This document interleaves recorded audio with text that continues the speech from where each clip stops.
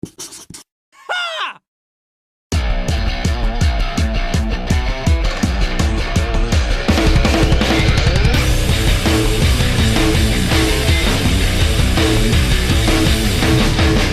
opinions I've been hearing on Dragon Age 2 have been like the Burger King Kids Club, rather absurdly mixed. I've bent an ear to many who call it a vastly improved epic perfectly spiced with all the gay sex that got cut out of Mass Effect 2, and an equal number who call it a rushed-out cash-in with more loading time than a truck full of giant sea turtles. But even before we begin, I can tell you this. There are two kinds of games in this putrid world of ours, those that are made mainly because the developers thought it would be a lovely thing for everyone to play, and those that are made mainly because the developers thought it would be lovely to add another ballroom to their golden money palace, and Dragon Age 2 is almost certainly in the second camp. How do I know? Because it's called Dragon Age 2. Original thought was apparently at such a premium that they couldn't even think of a subtitle. I can think of a few. Dragon Age Intermission, Dragon Age Loading, or perhaps just Dragon Age Blur. Actually, this is harder than I thought, because before a subtitle can be thought up, we need to determine exactly what Dragon Age 2 is about. Much like the first one, it's all about the representative messages and can't go 5 minutes without someone being really heavy-handedly racist against mages, elves, dwarves, goldfish, etc., which is why I find it somewhat ironic that you're only allowed to play as a human this time around, when the first game let you pick from an entire Burger King Kids Club of races and backstories. Here you're always a human with the surname Hawk, so to compensate for the lack of choice, other characters can actually address you by name. Whoop-de-fucking-do. And I'd just like to point out that this is quite a long game, so being a male character with the first name Ethan is going to stop being funny very fast. During the events of the first game, Hawk and his or her family are driven out of their homeland to a city across the sea, a place with such a huge intolerance for immigrant refugees that you will spend your entire existence there being set upon by gangs of identical dudes every 30 fucking seconds. But this is just the setup. Who's the villain? What's the overarching threat? Wherefore begins the grand adventure? What, in a nutshell, is Dragon Age 2 about? Well, it's about seeing how long you can stretch a game with a total of about 7 rooms. With nothing so harrowing as an engine change on the cards, every character is still assembled from the rather lacking Dragon Age 1 asset pool, including the shiny haircuts made from varnished wood, and the universally identical bodies that leave Hawk's elderly mother with the same massive curvaceous bosoms as a table dancer, Freud. What is new is that several cues have been taken from Mass Effect, and not just the fixed surname mono-species protagonist of unrecorded gender and profession. The conversation system now uses a radial Mass Ecti interface, with every choice being between the nice response, the nasty response, and the open quotes witty response that never fails to make me want to cave in Hawk's smug fucking face with a book of after-dinner speeches. Also, the whole game favours a Mass Effect hub-based mission system over Dragon Age 1's adventure from place-to-place model, never actually leaving the one city. Now, you could say this was a stylistic choice rather than a cynical attempt to do as little work as possible, but so many questing environments are reused without a single alteration, you'd think the dungeons started opening franchises. There's also been a bit of a tweaking in the combat, and when I say tweaking, I mean in the crystal meth sense. The idea that your character targets whichever enemy they happen to be looking at would be really intuitive if we were fighting in a fucking narrow corridor, so any intention you might have to play with a skillful strategy will swiftly descend into wading in and mashing attack like there's a really fat spider on the end of your sword. The fights seem so token and unreal, like they needed to throw in 50% more combat at the last minute to appease the violent shithead marketing board. It doesn't seem to matter where you are. Every 50 paces another group of murderers with some contrived grievance teleport in and fight you to the death. You could be strolling through the park on a summer's day and get savaged by a bunch of art students upset that you walked in on their life drawing class. And they always